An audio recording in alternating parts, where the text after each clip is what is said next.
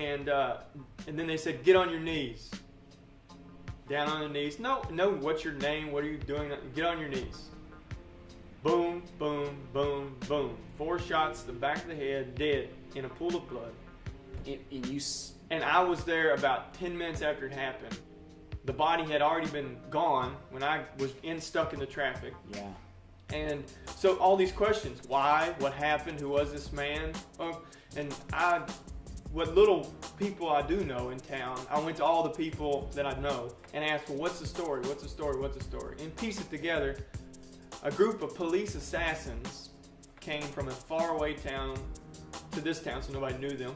Mm-hmm. They went to an informant at the roundabout. There's no stoplight in town. They went to the roundabout. The informant was waiting for them to point out a man. He pointed out a man in a taxi cab going by. Police jump in the car, follow the taxi. When he gets out of the taxi, they interrogate him with 2 questions. What's in your bag? Well, no, 2 questions. 1 question and a command. What's in your bag? And get on your knees.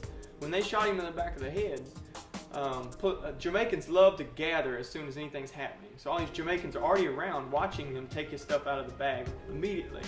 And then, of course, he gets shot in the head. He's dead, laying on the ground. And somebody's cried out, why did you shoot Mickey? Then the police disposition changed from, oh, we did a good thing here, we got our man, to, oh, we weren't looking for Mickey.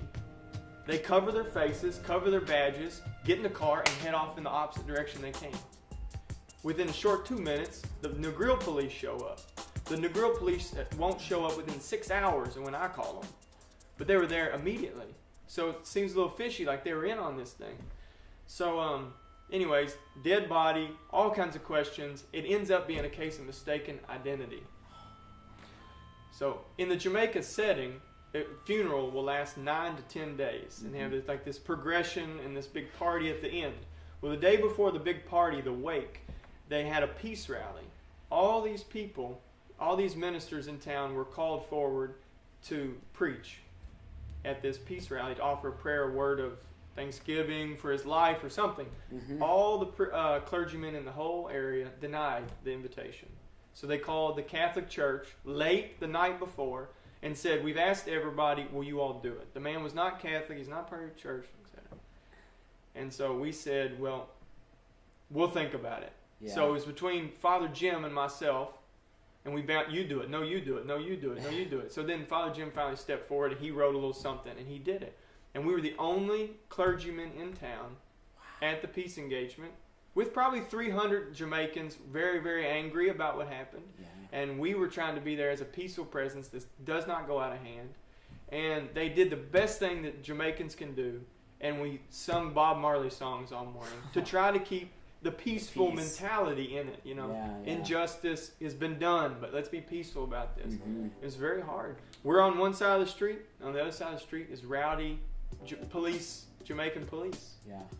So it was very interesting day, but the witness of peace was there. The Catholic Franciscan witness of peace was there. Awesome. Small but big.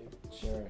I bet they really appreciated at least someone being there. I mean, for no one step forward except for that priest and yourself. If you wouldn't have been there, who knows what could have happened. So. And then the interesting twist toward the end. Yeah. The wife of the deceased was a Catholic, a fallen away Catholic. Wow. And she came up after it was all over and said, I haven't had any contact with the Catholic Church in a long time. And she said, and look where they showed up, right in my darkest hour, when my husband was mistakenly shot in the head by a policeman. I'm getting goosebumps. And subsequently, just the rest of the story is nothing has happened. No inquiry into the police has ever occurred. And it's just going to be washed under. Thank you, Brother Richard, for sharing. All right. Appreciate it. Thank you.